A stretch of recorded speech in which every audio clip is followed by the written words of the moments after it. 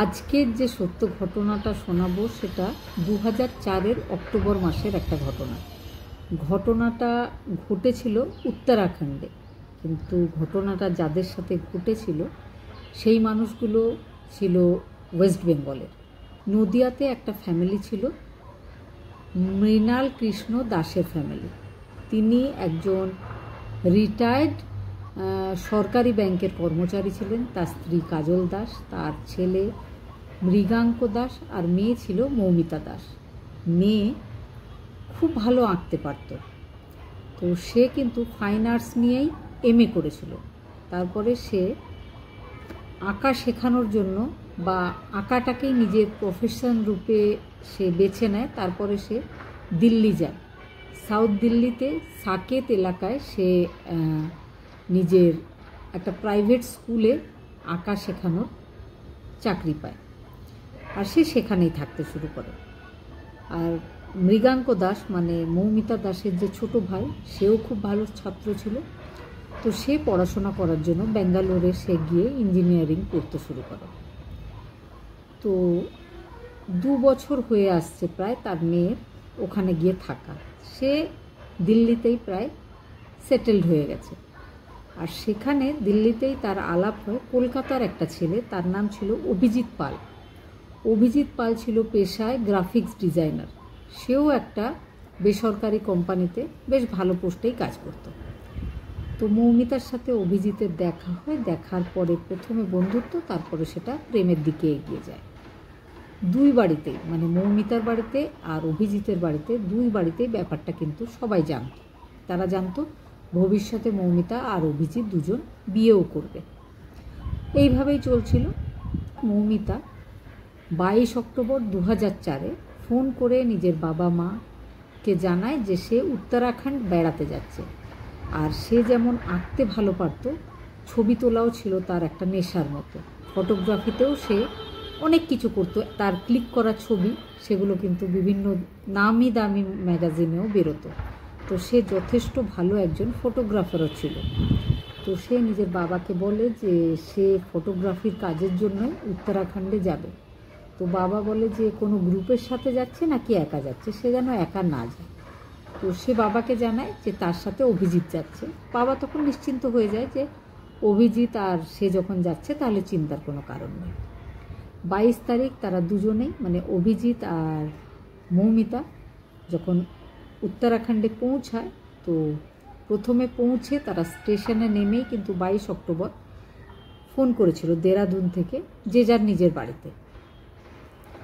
তারপরে 23 তারিখে আবারও ফোন করেছিল, কিন্তু 23 তারিখের পর থেকেই দুজনেই নিজেদের বাড়িতে ফোন করা বন্ধ করে দেয়, এমনকি ফোনগুলো সুইচ অফ হয়ে যায়। তো দুই বাড়িতেই কিন্তু যে যার মতো খুব চিন্তা করছে যে তারা গেল কোথায়। তো বাড়ির বাকি লোকেরা, আত্মীয় স্বজনরা এটাই বলে যে হয়তো একটা নতুন জায়গায় বেড়াতে গেছে, কখনো হয়তো চার্জ নেই বা কখনো হয়তো নেটওয়ার্ক নেই। তো অত চিন্তার কোনো কারণ নেই, কারণ যেহেতু দুজন তারা একসাথে গেছে, তারা আগেও অনেক জায়গায় একসাথে ঘুরতে গেছে, তো চিন্তার কোনো কারণ নেই। 4 দিন কেটে যায়, কোনো ফোন কল আসে না। 23 অক্টোবর কিন্তু লাস্ট ফোন এসেছিল, তারপরে কিন্তু আর ফোন আসছে না। এবার বাবা ব্যাঙ্গালোর থেকে নিজের ছেলেকে ডাকে, দুজনে মিলে দিল্লি চলে যায় মেয়েকে খুঁজতে। অভিজিৎ পালের ফ্যামিলির লোকেরা দিল্লি যায়নি, তবে তারা নিজেদের বাড়ির কাছে যে পুলিশ স্টেশন, সেখানে গিয়ে নিজেদের ছেলের মিসিং ডায়েরি একটা করিয়েছিল। মৌমিতার বাবা আর ভাই সাকেত যায়, সাকেতে গিয়ে নিজেদের মেয়ের মিসিং ডায়েরি করে আর বলে যে 22 তারিখ তারা দেরাদুন গেছিল বেড়াতে, তারপরে 23 তারিখ লাস্ট ফোন হয়েছিল। ফোন করার পরে কিন্তু আর কোনো যোগাযোগ নেই। দিল্লি পুলিশ চলে যায় উত্তরাখণ্ডে, যেখানে তারা বেড়াতে গেছিলো, সেই পুলিশের সাথে যোগাযোগ করে। তারপরে দুই টিম মিলে কিন্তু এবার অভিজিৎকে আর মৌমিতাকে দুজনকে খোঁজাখুঁজির একটা অভিযান চালাচ্ছে। তো প্রথমেই ফোন নেওয়া হয়, ফোনের লোকেশন বা ফোনের যে কল ডিটেল সেগুলো চেক করা হয়। যখন ফোনের কল ডিটেল চেক করছিল, তখন দেখা যায় মৌমিতার ফোন থেকে লাস্ট ফোন কল করা হয়েছিল রাজু নামের একজন ট্যাক্সি ড্রাইভারকে। এবার পুলিশ রাজুকে ডাকে। রাজু বলে হ্যাঁ, ওয়েস্ট বেঙ্গলের দুজন ট্যুরিস্ট তার গাড়িতে 23 তারিখ অক্টোবর মাসে 23 তারিখ সকালবেলায় চাকার্তা বলে একটা জায়গা, যেখানে উত্তরাখণ্ডে কেউ গেলেই সেখানে অবশ্যই যায়, বিকাশনগর বলে একটা জায়গার হোটেলে তারা ছিল, সেখান থেকে চাকার্তা গেছিল, চাকার্তা থেকে আবার বিকাশনগর ফিরেও এসেছিল, সবটা কিন্তু তার গাড়িতেই হয়েছিল। কিন্তু তারপরে তারা কোথায় গেছে সে তো বলতে পারবে না। পুলিশও ব্যাপারটা বোঝে, হ্যাঁ সত্যি সত্যি ট্যাক্সি ড্রাইভারের কিন্তু এর থেকে বেশি আর জানাটা সম্ভব না। দেরাদুন, চাকার্তা আর বিকাশনগর এই 3টে জায়গার মধ্যে তার ট্যাক্সি যাতায়াত করত। সে সব সময় বিভিন্ন পর্যটকদেরকে ভাড়ায় নিজের গাড়িতে করে নিয়ে গিয়ে বিভিন্ন জায়গায় ঘুরিয়ে আনত, এটাই ছিল তার কাজ। সেই জন্য কিন্তু পুলিশ তার উপর কোনো সন্দেহ করেনি, পুলিশ ছেড়ে দিয়েছে। তারপরে পুলিশ ভালো করে তদন্ত করছিল, খুঁজছিল, কিন্তু কিছুই বুঝতে পারছিল না যে সত্যি সত্যি তারা দুজন গেল কোথায়। পুলিশ হঠাৎ কিন্তু খেয়াল করে যে নভেম্বর ফার্স্ট উইকে আবার মৌমিতার ফোনটা একবার অ্যাক্টিভ হয়। পুলিশ কিন্তু এবার সজাগ হয়ে যায় যে মৌমিতার ফোনটা হঠাৎ করে সুইচ অন হয়েছিল বা কেউ একজন ব্যবহার করেছিল, কিন্তু তারপরে আবার ফোন অফ হয়ে যায়। কিন্তু লোকেশনটা যখন ট্রেস হয় তখন দেখা যায় যে ফোনটা ইউজ করছে সেই ট্যাক্সি ড্রাইভার রাজু। মানে একবারের জন্য অন হয়েছিল, সেটা কিন্তু ট্যাক্সি ড্রাইভার রাজুই করেছিল। ফোনে এমন কিছু নাম্বার থাকে যাতে বোঝা যায় সিমটা চেঞ্জ হলেও যে ফোনটা কোথায় ইউজ হচ্ছে, পুলিশদের কাছে এটার ইনফরমেশান থাকে। তো পুলিশ বুঝে যায় যে রাজুই ফোনটা ইউজ করেছে, তো পুরোপুরি সন্দেহটা চলে যায় রাজুর ওপর। রাজুকে পুলিশ অ্যারেস্ট করে, লাঠির সাহায্য নেয় রাজুর মুখ খোলানোর জন্য।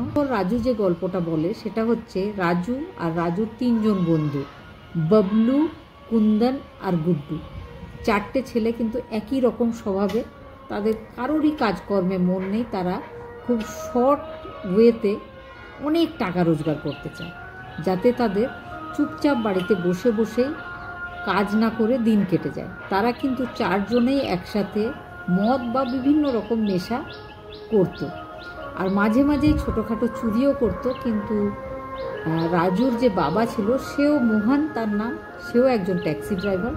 তো বাবার চেষ্টায়, বাবা সবসময় চেষ্টা করতো রাজু যাতে তার মতোই কোনো কাজ করে, রুজি রোজগারের ব্যবস্থা করে।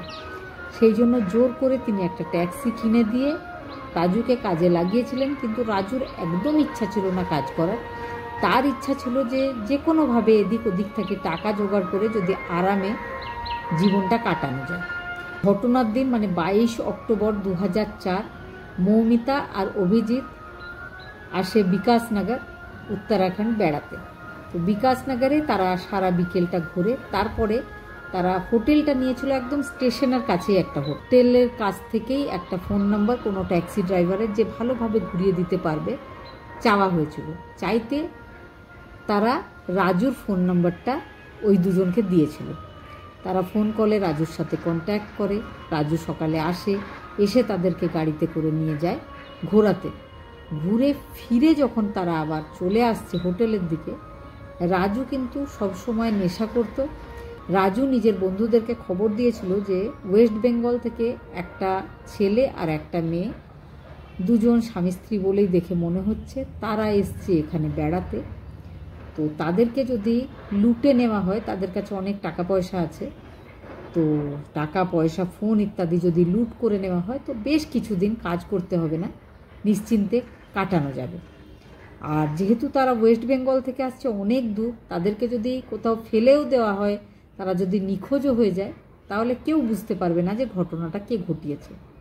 তো এই ব্যাপারটা সে নিজের 3জন বন্ধুকে বলেছিল। বন্ধুদেরও প্ল্যানিংটা খুব ভালো লেগেছিল, কারণ তাদের মন মানসিকতা সব কিন্তু রাজুর মতোই ছিল, সবাই একই ধরনের লোকজন, তাই জন্য তাদের মধ্যে এত বন্ধুত্ব। জাকার্তা ঘুরে নেওয়ার পরে যখন ট্যাক্সিতে রাজু তাদেরকে নিয়ে ফিরছিল, তো হঠাৎ করে রাস্তার ধারে 3জন দাঁড়িয়েছিল।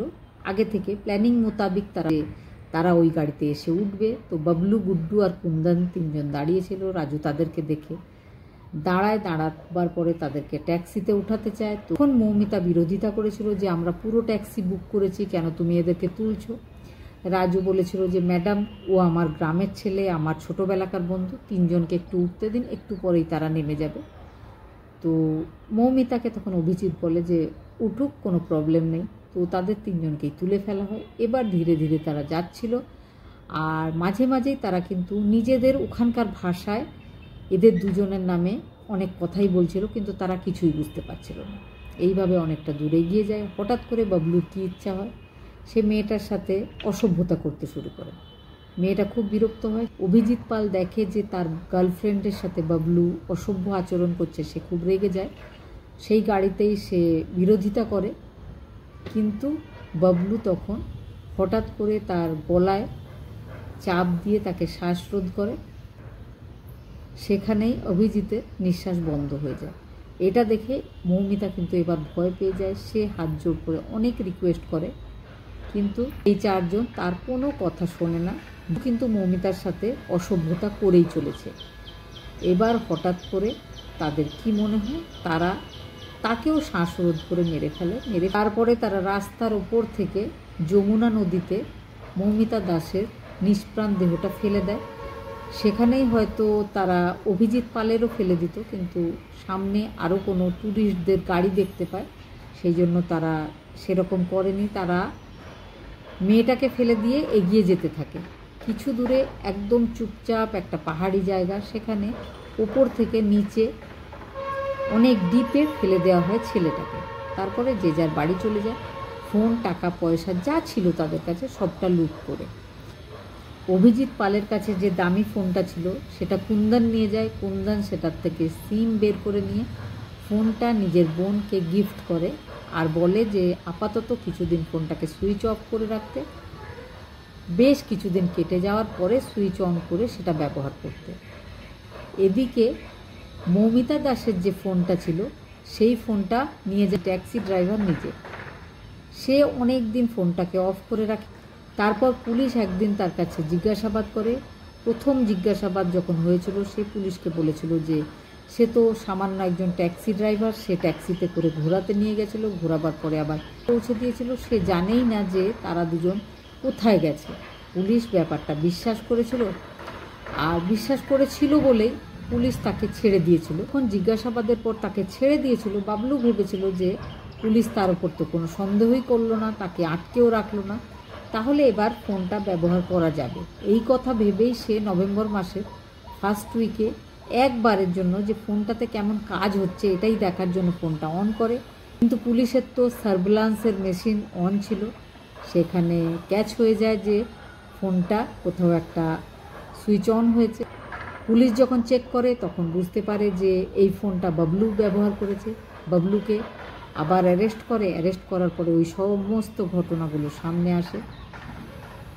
তারপরে বাবলু আর বাবলুর 4টে বন্ধুকে অ্যারেস্ট করা হয়। অ্যারেস্ট করার পরে তাদের উপর কেস চলে। আর ইতিমধ্যেই কিন্তু যেখানে তারা বলে দিয়েছিল সেই জায়গাতে যখন বডিগুলো খোঁজা হয়, ডুবুরির দল বডি খুঁজে কিন্তু কিছুদিনের মধ্যে বের করে। বডির এমন অবস্থা ছিল যে শনাক্ত করাটা খুব কঠিন ছিল, কারণ বেশ কিছুদিন কেটে গেছিলো।